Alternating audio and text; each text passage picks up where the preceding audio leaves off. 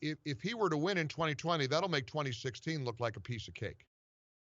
Right. And I frankly told both he and Pence that shortly after they won.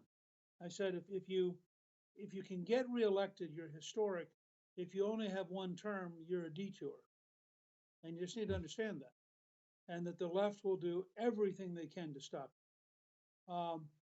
I think in the end he's going to win. This is part of why I did write Trump and the American Future, because I wanted to communicate that this is the most important election, the biggest choice since Abraham Lincoln in 1860, that not for 160 years have we faced such a stark choice. But think about it for a second. On the one side, you have the team of Pelosi, Schumer, and Biden, who will be radically left-wing. Biden had 13 members of his staff giving money to bail out rioters and looters in Minneapolis. I mean, these are people who, and I have a chapter in the book on the notion that they're pro-criminal and anti-police, and it's astonishing how the book, it turns out to be really, really accurate, because I'm describing who they really are, Right. and in the last couple of weeks they've just behaved more so the way they really are. So contrast Trump's support for the police and the belief that you need to have police with the left's assault on the police. And by the way, I'm told that the mayor of New York, who may be the worst mayor in the country, is thinking about $1.3 billion cut in the police force. This is at a time when shootings are going up in New York, crime is going up in New York. Every single lesson Rudy Giuliani taught us is being thrown out the window by the left. I'm not.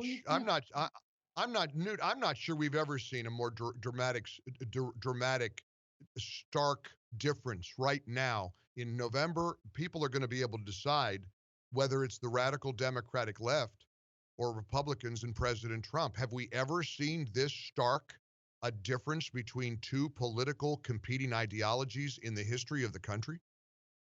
You could make an argument for William Jennings Bryan versus McKinley in 1896, but I think Lincoln is the better argument, because the Lincoln election was really ultimately a choice about whether or not slavery would survive.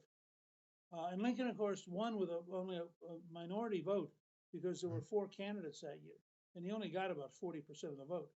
But he got it in decisive states, and he won the Electoral College by a huge margin.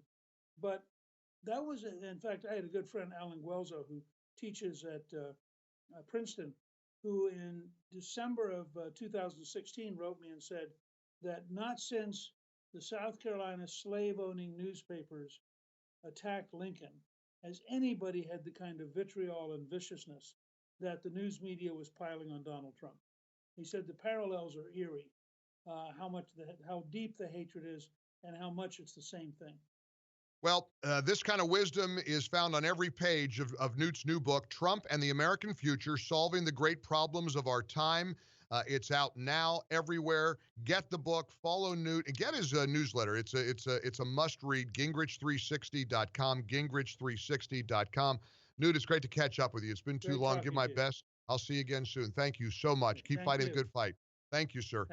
Former House Speaker Newt Gingrich joining us in the ReliefFactor.com studios.